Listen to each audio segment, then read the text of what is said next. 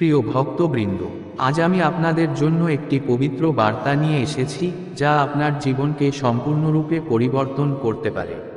এই জগতে প্রত্যেক মানুষ সুখ, সমৃদ্ধি এবং শান্তি কামনা করে, কিন্তু কখনো কি ভেবেছেন যে এগুলো অর্জনের জন্য একটি সহজ এবং দিব্য পথ আছে? যে ভক্ত সত্যিকারের মন ও বিশ্বাস নিয়ে শনি দেবতার এই মন্ত্রটি 108 বার জপ করেন, তিনি জীবনে এমন সব কিছু লাভ করতে পারেন যা তিনি কখনো কামনা করেছেন। এই মন্ত্র কেবল শব্দ নয়, এটি শনি দেবতার সেই দিব্য শক্তি যা আপনাকে ব্রহ্মাণ্ডের অসীম শক্তির সাথে যুক্ত করে। যখন আপনি এই মন্ত্রটি জপ করেন, তখন আপনার জীবনে উপস্থিত সমস্ত বাধা শনি দেবতার কৃপায় দূর হয়ে যায়। শত্রুর বিনাশ হয়, রোগ ও ঋণের শেষ হয়, এবং আপনার ঘরে চিরস্থায়ী সুখ ও শান্তি বিরাজ করে। শনি দেবতা, যিনি ন্যায় ও কর্মফলের দেবতা, তিনি সেখানে স্বয়ং উপস্থিত হন, যেখানে এই মন্ত্রটি শ্রদ্ধার সাথে জপ করা হয়। ভক্তবৃন্দ, মনোযোগ দিন। এই মন্ত্র কেবল ভৌতিক সুখ সম্পদ দেয় না, বরং এটি আপনার আত্মাকেও শান্তি ও ভারসাম্য প্রদান করে। যে ভক্ত এটি পূর্ণ বিশ্বাস ও সততার সাথে জপ করেন, তার জীবনে কোনো অভাব থাকে না। শনি দেবতার কৃপায় তার সমস্ত সমস্যা দূর হয়ে যায়। আজ থেকেই এই মন্ত্রটি জপ করা শুরু করুন। শুধুমাত্র 108 বার এটি শ্রদ্ধার সাথে উচ্চারণ করুন এবং নিজের চোখে আপনার জীবনের পরিবর্তন দেখুন। শনি দেবতার আশীর্বাদ সর্বদা আপনার সঙ্গে থাকবে। শনি দেবতার কৃপায় আপনার জীবন সুখ, শান্তি ও সমৃদ্ধিতে ভরে উঠবে। আমাদের চ্যানেলটি সাবস্ক্রাইব করতে ভুলবেন না। ভিডিওটি লাইক করুন এবং কমেন্টে জয় শনি দেব লিখুন। ভক্তবৃন্দ, আপনার এই ছোট্ট পদক্ষেপ আপনার জীবনে বড় পরিবর্তন আনতে পারে। আসুন এই দিব্য মন্ত্রটি শ্রবণ করি। জয় শনি দেব। ॐ त्र्यम्बकं यजामहे सुगन्धिपुष्टिवर्धनम् उर्वारुकमिव बन्धनान् मृत्युर्मुक्षीयमामृतम्। ॐ त्र्यम्बकं यजामहे सुगन्धिपुष्टिवर्धनम् उर्वारुकमिव बन्धनान् मृत्युर्मुक्षीयमामृतम्। ॐ त्र्यम्बकं यजामहे सुगन्धिपुष्टिवर्धनम् उर्वारुकमिव बन्धनान् मृत्युर्मुक्षीयमामृतम्। ॐ त्र्यम्बकं यजामहे सुगन्धिपुष्टिवर्धनम् उर्वारुकमिव बन्धनान्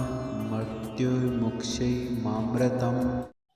ॐ त्र्यम्बकं यजामहे सुगन्धिपुष्टिवर्धनम् उर्वारुकमिव बन्धनान् मृत्युर्मुक्षीयमामृतम्।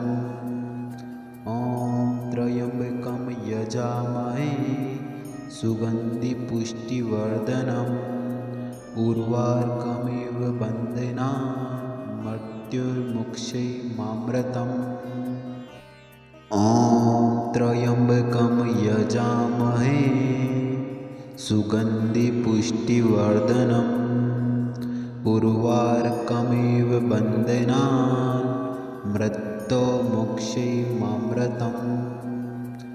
ॐ त्र्यम्बकं यजामहे सुगन्धिपुष्टिवर्धनम् उर्वारुकमिव बन्धनान् मृत्युर्मुक्षीयमामृतम्।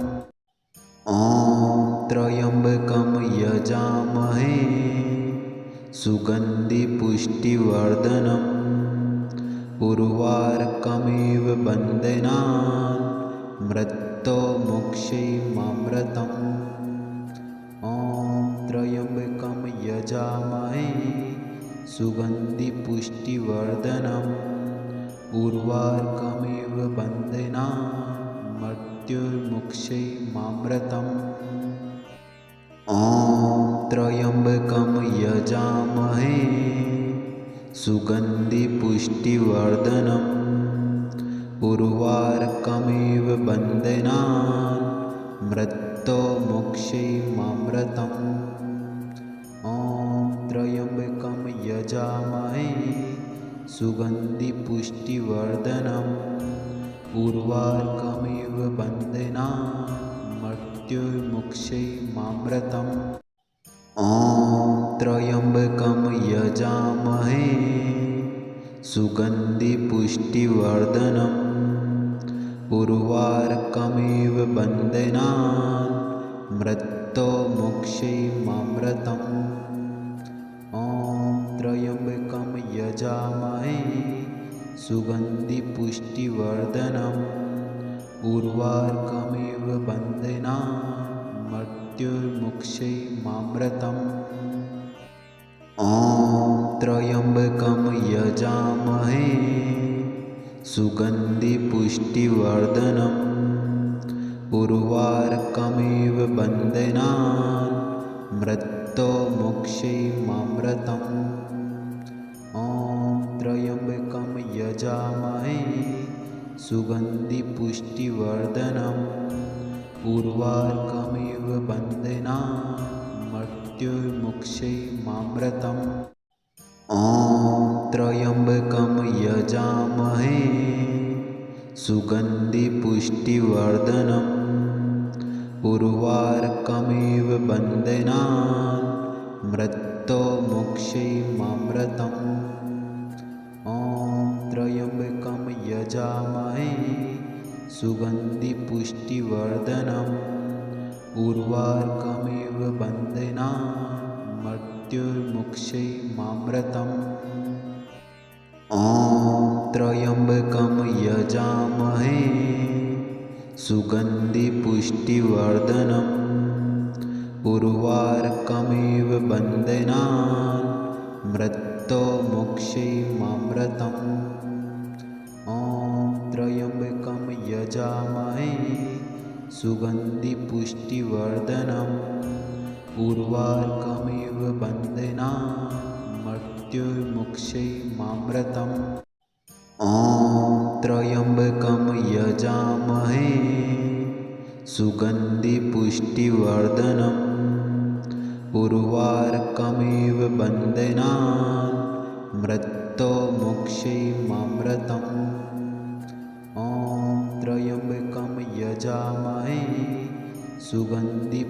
सुगन्धिपुष्टिवर्धनम् उर्वारुकमिव बन्धनान् मृत्युर्मुक्षैर्मामृतम् ॐ त्र्यम्बकं यजामहे सुगन्धिपुष्टिवर्धनम् उर्वारुकमिव बन्धनान् मृत्युर्मुक्षैर्मामृतम् ॐ त्र्यम्बकं यजामहे सुगन्धिपुष्टिवर्धनम् उर्वारुकमिव बन्धनान् मृत्युर्मुक्षैर्मामृतम् ॐ त्र्यम्बकं यजामहे सुगन्धिपुष्टिवर्धनम् उर्वारुकमिव बन्धनान् मृत्युर्मुक्षैर्मामृतम् ॐ त्र्यम्बकं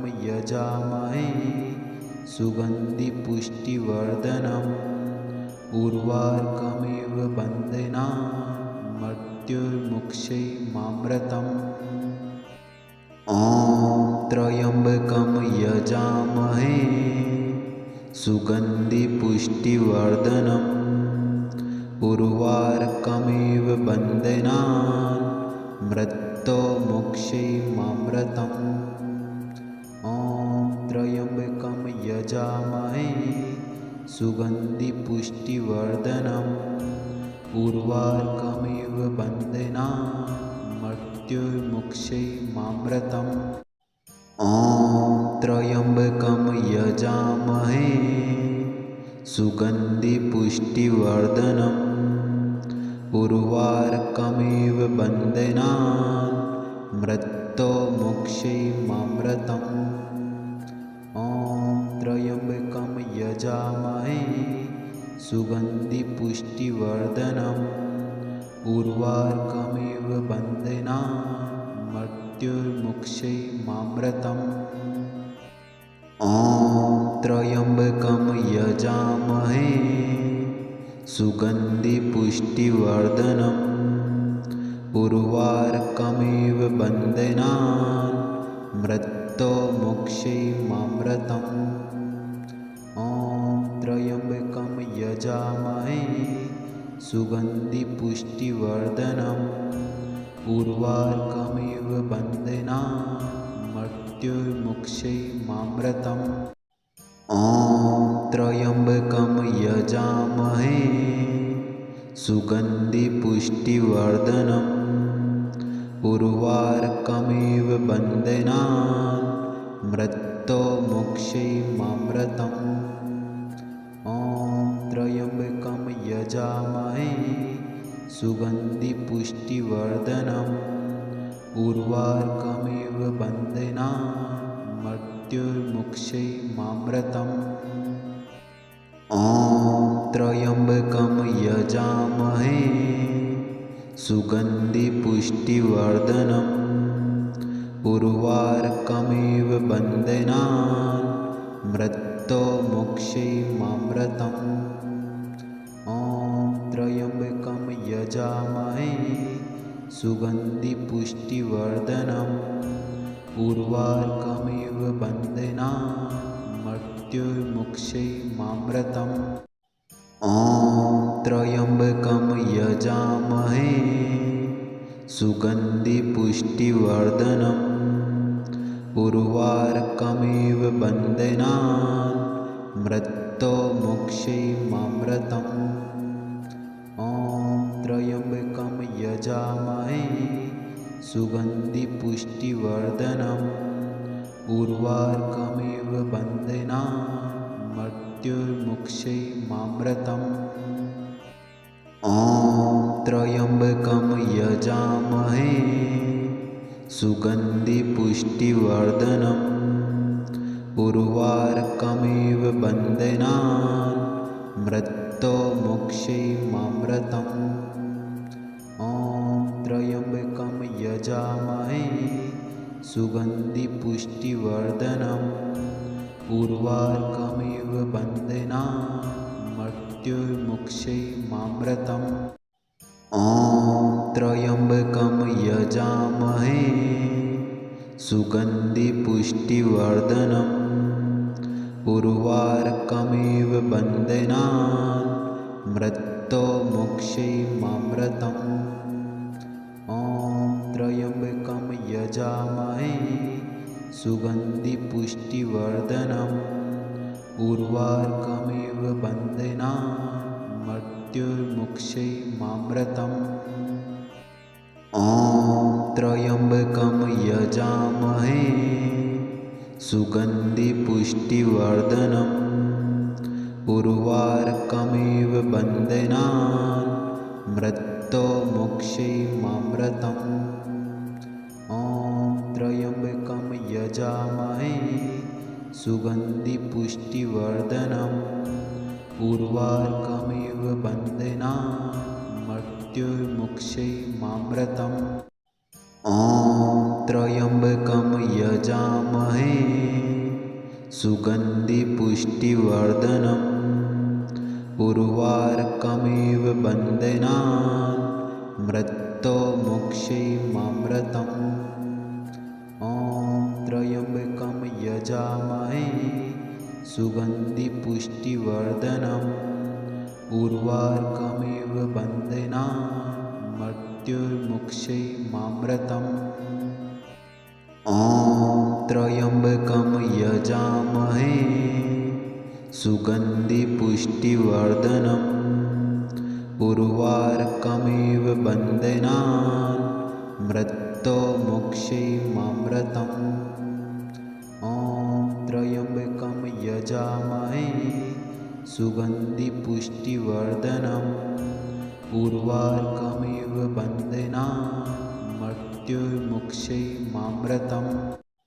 ॐ त्र्यम्बकं यजामहे सुगन्धिपुष्टिवर्धनम् उर्वारुकमिव बन्धनान् मृत्योर्मुक्षैर्मामृतम् ॐ त्र्यम्बकं यजामहे सुगन्धिपुष्टिवर्धनम् उर्वारुकमिव बन्धनान् मृत्युर्मुक्षैमामृतम् ॐ त्र्यम्बकं यजामहे सुगन्धिपुष्टिवर्धनम् उर्वारुकमिव बन्धनान् मृत्युर्मुक्षैमामृतम् ॐ त्र्यम्बकं यजामहे सुगन्धिपुष्टिवर्धनम् उर्वारुकमिव बन्धनान्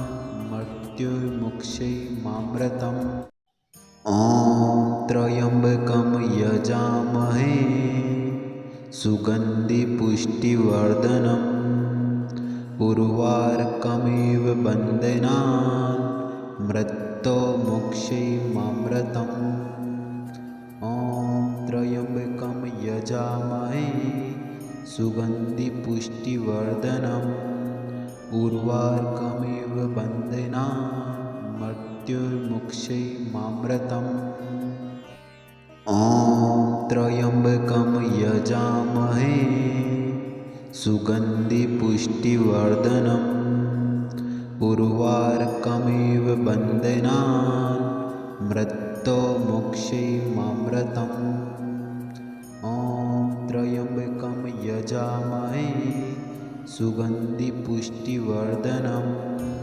उर्वारुकमिव बन्धनान् मृत्युर्मुक्षैमामृतम् ॐ त्र्यम्बकं यजामहे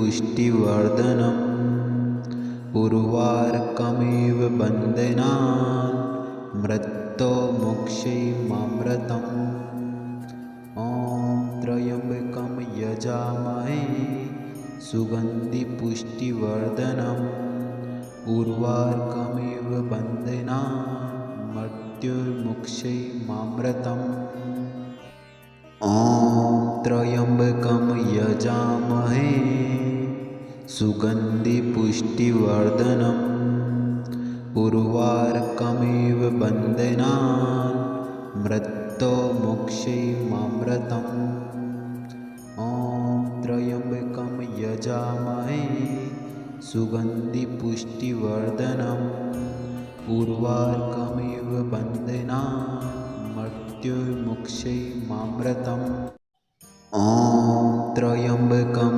यजामहे सुगन्धिपुष्टिवर्धनम् उर्वारुकमिव बन्धनान् मृत्युर्मुक्षैमामृतम् ॐ त्र्यम्बकं यजामहे सुगन्धिपुष्टिवर्धनम् उर्वारुकमिव बन्धनान् मृत्युर्मुक्षैमामृतम् ॐ त्र्यम्बकं यजामहे सुगन्धिपुष्टिवर्धनम् उर्वारुकमिव बन्धनान् मृत्युर्मुक्षैमामृतम् ॐ त्र्यम्बकं यजामहे सुगन्धिपुष्टिवर्धनम् उर्वारुकमिव बन्धनान् मृत्युर्मुक्षैमामृतम् ॐ त्र्यम्बकं यजामहे सुगन्धिपुष्टिवर्धनम् उर्वारुकमिव बन्धनान् मृत्युर्मुक्षैमामृतम् ॐ त्र्यम्बकं यजामहे सुगन्धिपुष्टिवर्धनम् उर्वारुकमिव बन्धनान् मृत्युर्मुक्षैमामृतम् ॐ त्र्यम्बकं यजामहे सुगन्धिपुष्टिवर्धनम् उर्वारुकमिव बन्धनान् मृत्युर्मुक्षैमामृतम् ॐ त्र्यम्बकं यजामहे सुगन्धिपुष्टिवर्धनम् उर्वारुकमिव बन्धनान्